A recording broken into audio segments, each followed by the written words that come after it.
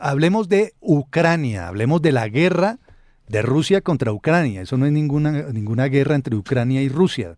Rusia invadió a Ucrania y desató esta guerra. Hechos, detalles, noticias de las últimas horas relacionadas con ese conflicto. La prensa internacional está revelando que Ucrania está poniendo el ojo en las minas antipersonal rusas que están causando estragos. No tiene Ucrania especialistas en desminado.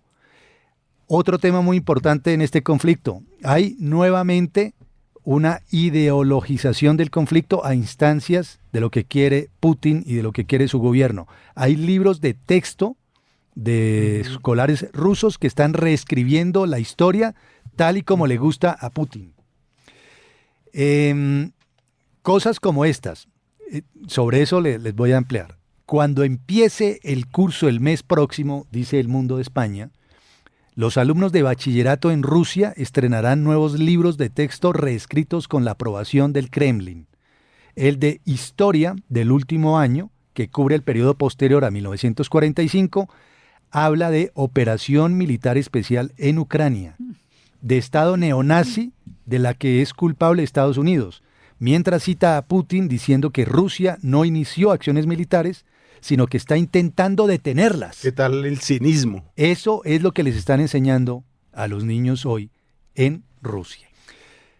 Bueno, pues a propósito de Ucrania, un periodista colombiano, subdirector de NTN 24, Jefferson Beltrán, conversó junto con otros periodistas en los últimos días con Vladimir Zelensky, el presidente de Ucrania.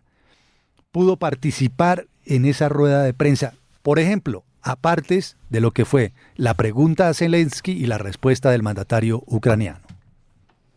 ¿Cómo evalúa usted la influencia del régimen de Vladimir Putin en América Latina y cómo piensa usted reconstruir esa relación de América Latina con Ucrania? ¿Ha pensado, por ejemplo, en abrir embajadas, por ejemplo, en Colombia? Hasta ahora no pude organizar un encuentro América Latina con mi equipo diplomático. En cualquier caso, lo quiero mucho.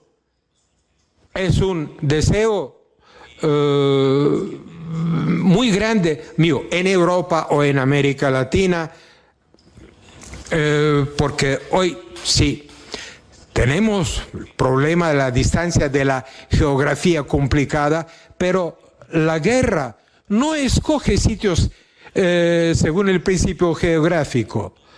Es el traductor, obviamente, traduciendo al español la respuesta del presidente Volodymyr Zelensky. Pues bien, Jefferson Beltrán logró llegar allí, al búnker de Zelensky, y está con nosotros acá para que nos cuente el chisme. No nos interesa tanto que nos cuente qué más le dijo Zelensky, sino cómo lo logró, cómo llegó, cómo es ese lugar en donde lo entrevistó. En fin, Jefferson, bienvenido a Radio Red, una mirada diferente. ¿Cómo está usted? Juan Manuel, Yanelda, Hablado y por supuesto todos los colegas que están en la mesa. Para mí, pues como siempre es un privilegio tener la oportunidad de hablar de periodismo con grandes maestros del periodismo, con los que están como los que están hoy en Radio Red.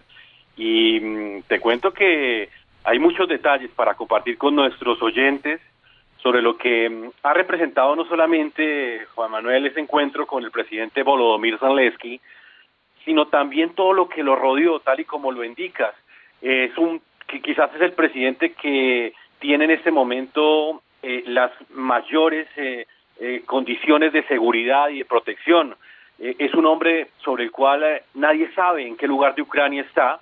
Nosotros hemos logrado este encuentro con él luego de un recorrido que hicimos durante 10 días por diferentes zonas de Ucrania.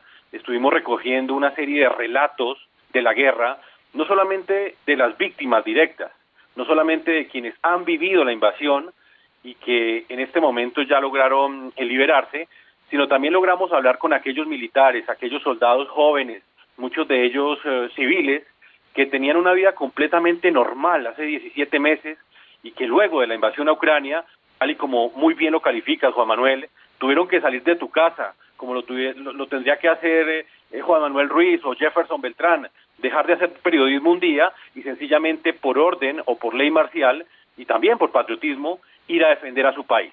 Hablamos con todos ellos y gracias a ese recorrido que hicimos por Ucrania tuvimos la oportunidad de una cita con el presidente Volodymyr Zelensky. Este encuentro no estaba programado, todos lo esperábamos, pero la agenda del presidente es muy complicada y también las condiciones de seguridad de él son muy complejas. Sí. Y finalmente, gracias a que hicimos ese recorrido, él nos recibió en su casa presidencial. Es decir, le llegó el mensaje a Zelensky. Miren, hay un periodista colombiano, ha venido recorriendo distintas zonas de Ucrania, mostrando lo que está ocurriendo en medio de esta guerra desatada por Rusia.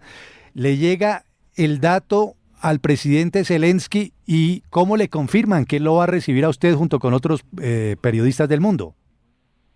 Eso es bien interesante.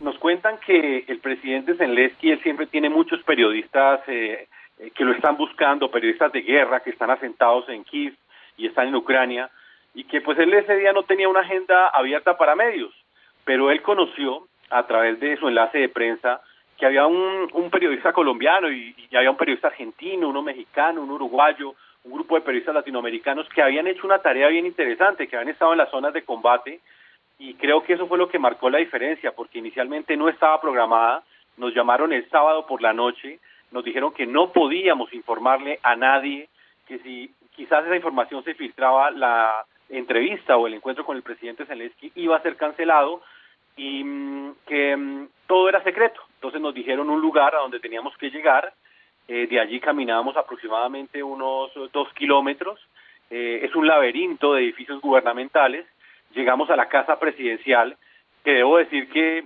más allá del lujo que tiene cualquier edificio presidencial en el mundo, este está lleno de sacos de arena por todo lado, Juan Manuel. Las típicas trincheras que ustedes han visto en las guerras están rodeando no solamente el Palacio Presidencial, sino también dentro de las oficinas. Fue algo que me llamó muchísimo la atención.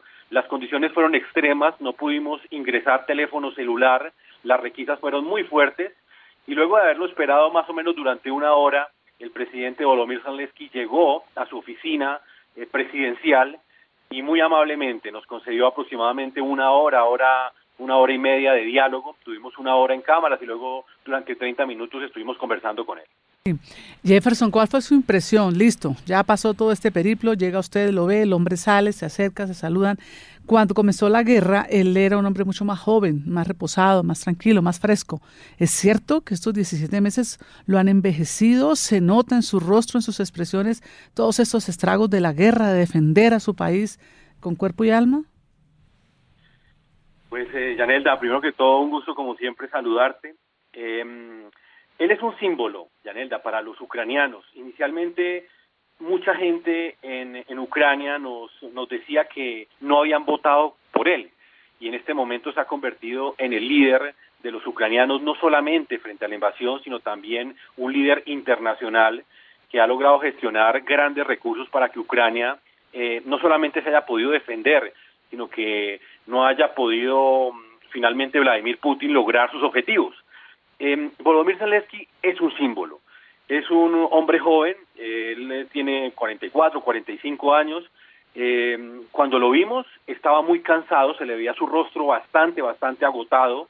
De hecho, él se disculpa con nosotros porque tuvimos que esperar una hora, la cita estaba para las 12 del día, él bajó aproximadamente a la 1 de la tarde de ese domingo y nos dijo que precisamente estaba en una reunión con un comité de inteligencia. Esto fue bien importante porque le preguntamos que pues si había sucedido algo por fuera de lo normal de la guerra, y él nos dijo que prefería no tocar ese tema, que en unas horas íbamos a saber de qué se trataba, y específicamente su preocupación, o por lo menos el rostro adusto que mostraba en ese momento, se dio porque en ese momento él fue informado de la captura de una rusa que estaba en territorio ucraniano y que aparentemente iba a ejecutar un atentado en contra de su vida. Es un hombre muy activo, es una persona muy amable, mantiene sus dotes de comediante, incluso ya fuera de cámara se ríe mucho. Hay un momento en el que el traductor comete una equivocación cuando le estamos haciendo las preguntas y nosotros le pedimos pues disculpas a él por no comprender la pregunta, y lo que él dice es: no, ustedes no me conocen, yo soy un tipo muy tranquilo, y de hecho se le ve muy preocupado por la guerra, pero al mismo tiempo manteniendo esa capacidad de diálogo con las cámaras y ese feeling que tiene para hablarles a los ucranianos, que lo hace, dicho sea de paso, siempre a través de redes sociales, o la mayoría de las veces. Jefferson, ¿tuvieron ustedes oportunidad de hablar directamente sin intérprete, de que les tomaran una foto para el recuerdo? La selfie obviamente no, porque sin celular ni modo, pero les tomaron fotos, tuvieron en esa conversación fuera de cámaras de la que usted hablaba y en esa amabilidad que él tenía, pudieron hablar directamente así fuera, balbucear 2 o 3 cositas en inglés, aunque fuera. Por supuesto, Lado, sí, realmente pues mi objetivo, la verdad, era hacerle esa pregunta que le planteé sobre América Latina. Ha sido un tema que pues yo he investigado sobre el tema de la influencia rusa, y también me llamaba mucho la atención la poca presencia diplomática de Ucrania en América Latina. Entonces ese era mi primer objetivo. Ya después de eso sí, tuvimos fotos, nos tomamos unas fotografías, hay una foto que tengo pues dándole la mano, otra conversando con él. Otros colegas estaban mejor preparados que yo para el encuentro, y digo mejor preparados porque se fueron ya con libros. Una colega argentina había escrito un libro de sus primeros 100 días en la guerra, ella estuvo cubriendo esa guerra durante 100 días, entonces aprovechó y el presidente Zelensky le firmó ese libro. Otros llevaron biografías.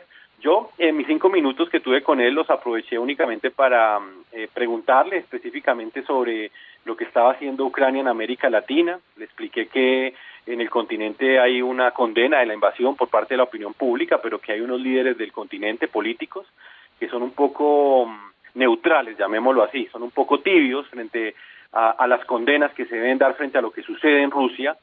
Y le planteé también mi enfoque periodístico, le dije que estaba haciendo una serie de crónicas donde mostraba que realmente esto era una invasión, que esto no era ningún tipo de amenaza a la seguridad de Rusia, y realmente eso fue lo que vi, y como periodista es lo que voy a plasmar en ese especial periodístico que estoy organizando para el próximo 24 de agosto, que es el día en el cual se cumplen los primeros 18 meses de la invasión, y que pues lo vamos a transmitir a través de Noticias RCN, de NTN 24, y por supuesto del programa La Noche. Y Radio Red, de una vez, claro. Aquí ya nosotros nos echamos aquí en Radio Red de una, Jefferson, lo merece además. Claro, estaremos pendientes. Cada vez que necesites, tú sabes que hay un aprecio y una admiración por cada uno de ustedes, y también un apoyo completo a este gran proyecto. Yo vi la entrevista, Jefferson, vi la entrevista, los informes, los reportes suyos. Yo a las 6 siempre estoy conectada con ustedes, y de verdad que me alegró muchísimo el esfuerzo suyo. Yo dije, este es mucho berraco, fue lo que pensé. Bueno, pero sobre eso, ¿cierto? Mucho berraco, Jefferson, tras el ataque por el que pasaron Héctor Abad, Faciolince, el excomisionado Jaramillo, la periodista Catalina Gómez, y bueno, y que llevó a la muerte a la escritora Victoria Melina, ¿sintió temor, sintió miedo? ¿Qué se decían sobre el tema de seguridad entre periodistas sobre este tema? Capi, un abrazo gigante. Pues realmente todo el territorio ucraniano está bajo amenaza, está bajo guerra. ¿Y por qué está bajo amenaza? Porque es que los ataques rusos se dan a través de misiles y a través de drones. Entonces, desde esa perspectiva, en ningún lugar está seguro. Hay temor, yo sentí miedo muchas veces, pero pues realmente hubo 2 factores que marcaron el manejo, digamos, de esas situaciones de temor. El primero, el trabajo periodístico. Uno está concentrado en lo que está haciendo y por momentos pues se le olvida que realmente está en una zona en la cual en cualquier momento la vida puede acabar. Y digo en cualquier momento porque la escritora Victoria Melina ya, yo creo que no sintió el momento exacto del estruendo, porque los cohetes caen y realmente la destrucción es completamente masiva. Entonces, en los recorridos que hacíamos, usualmente estaba trabajando muy fuerte y me concentraba mucho en las preguntas, en los enfoques, bueno, y eso de alguna manera me llevaba a olvidarme del temor. Y lo segundo es que te dejas contagiar de la cotidianidad de la guerra, no solamente en las ciudades, sino en las trincheras. Llega un momento en el que la gente siguió viviendo común y corriente. Claramente hay un temor cada vez que suena la alarma, ese sonido estridente, esa sirena. Hay miedo de que el misil caiga y no alcances a llegar al refugio, que usualmente es subterráneo y está pues debajo del alojamiento donde te encuentras. pero llega un momento en el que aprendes a convivir con esa cotidianidad en la que viven todos los ucranianos y sigues viviendo. No estás pensando a cada momento que te va a suceder algo. Por ejemplo, yo estuve muy cerca de Kramatorsk, que fue donde se presentó este atentado, por lo menos cayó este misil que asesinó a la escritora ucraniana y donde estaba Héctor Abad, Fanciolins y el ex alto comisionado para la paz. Y les puedo decir que son zonas que aparentemente son tranquilas. Nadie entiende por qué Vladimir Putin ordenó lanzar un misil a ese lugar.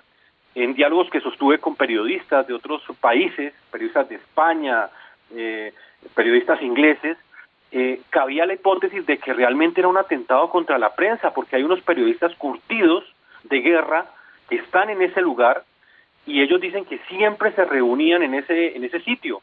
Entonces no entienden cómo la embajada rusa en Colombia hoy dice que pues es un sitio donde se reunían también militares, claramente habían soldados en ese lugar también, pero me dicen los periodistas de otros países que las fuerzas rusas, por su inteligencia, también tendrían que tener conocimiento que era un sitio de encuentro, era un restaurante donde llegaban muchos periodistas y mandaban el material que grababan, hacían sus informes.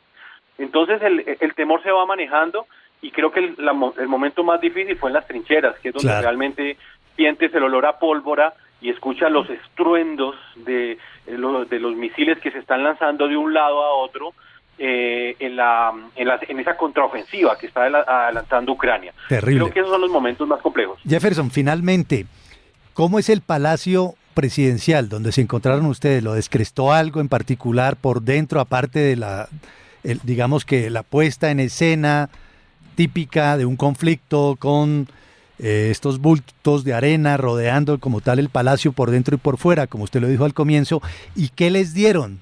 ¿Hubo algún menú? ¿Les dieron aunque sea agüita, un vodquita, alguna cosa por el estilo o no? ¿No? No, realmente a mí lo que más me impactó es la seguridad. Realmente el presidente Volodymyr Zelensky pocas veces accede a este tipo de encuentros. Él digamos que es un hombre tranquilo, pero su equipo de seguridad es el típico equipo de Europa Oriental, personas adustas, mucha desconfianza, un tratamiento amable, pero una requisa completa de todos los elementos que llevábamos. De hecho, inicialmente, los libros y las libretas que íbamos a subir al Palacio Presidencial, o por lo menos al despacho presidencial, nos fueron decomisadas, nos dijeron que no se podía entrar con ello, que tenían que quedarse abajo, pero luego pues la revisaron y como había colegas que llevaban libros, entonces estos les autorizaron subirlos. Me llamó la atención lo que les decía anteriormente, realmente estar en ese sitio donde hay bultos de arena. Yo sé que no todos nuestros oyentes hasta ahora conocen la Casa de Nariño por dentro, pero estoy seguro que los que están en la mesa la conocen muy bien y saben que es un palacio muy bonito, que siempre está aseado, que siempre tiene mucho dorado por todo lado. En este caso, el Palacio Presidencial ucraniano es muy parecido, por lo menos en la parte interna, pero me llamó la atención lo que les digo, muchos bultos de arena en todo lugar, custodiando las oficinas presidenciales y mucha seguridad. Tuvimos que presentar todos nuestros documentos, muy hermético todo, y finalmente nos tomamos un vasito de agua únicamente adentro porque tan pronto finalizó ese diálogo, inmediatamente tuvimos que salir de ese sitio, que quiero contarles que está completamente custodiado por baterías antiaéreas, porque es un lugar que constantemente está siendo atacada por los rusos, y es un lugar donde constantemente está sonando la sirena que alerta de los misiles que son lanzados sobre territorio ucraniano. Pues Jefferson, enhorabuena, qué bien por usted y por el periodismo colombiano. Jefferson Beltrán es el subdirector del programa La Noche de NTN 24, el 24 de agosto, con motivo de los 18 meses de este conflicto, de esta guerra desatada por Rusia contra Ucrania. Va a haber un especial con todos estos detalles, las zonas que ha recorrido Jefferson por Ucrania y también su encuentro con el presidente Volodymyr Zelensky. Un domingo a mediodía, estuvieron departiendo hora y media y parte se ha conocido y parte será revelado también en este especial. Bienvenido siempre, Jefferson, cuente con nosotros aquí en Radio Red. Juan Manuel, un abrazo para ti, para Yanelda, para Hablado, para Capi, por supuesto para todos los oyentes de Radio Red, y como siempre acá tienen un periodista a su disposición. Muchas gracias. Es Jefferson Beltrán. Chévere, buena experiencia, ¿no? Interesantísimo, claro. Pues encontrarse con uno de los protagonistas del momento, de los protagonistas iniciales. Oiga, estaba recordando una de las curiosidades más extrañas de este conflicto. Cuando no habían pasado 2 o 3 meses, ¿sabe quién se pronunció desde Colombia en tono de neutralidad frente a lo que ocurría allí? No me extraña que lo haya hecho Petro. No. ¿Quién? Una central obrera muy importante en este país emitió un comunicado lamentando lo que estaba ocurriendo allá, pero en un tono neutral. ¿Qué tiene que hacer un sindicato pronunciándose frente a un tema de esta naturaleza internacional con estas implicaciones como extraño? Mire, Juan Manuel, voy a decir una cosa con todas sus letras. La estupidez de la izquierda en algunos casos en este país llega a unos extremos de que como es una pelea con Putin, entonces apoyan a Putin no importa lo que haga Putin, pensando que Putin tiene alguna simpatía por la izquierda. Cuando es más conservador y godo que Fernando VII. Conservador godo, anti-LGBT, anti-aborto, anti-prensa, todas las libertades de las que... Es un contrasentido. Es totalmente contradictorio. Todo lo que esa izquierda por lo que ha luchado y lucha termina siendo una absoluta contradicción con lo que hace Putin. Pero lo defienden porque Putin es contradictor de Estados Unidos. Es una estupidez y lo digo con todas las letras otra vez. Lo dice usted, no lo digo yo. A mí el que se va a meter en problemas es usted, yo no. Bienvenidos todos los comentarios mamertos de todas las tendencias. Oiga, no, si así, hombre. Oiga,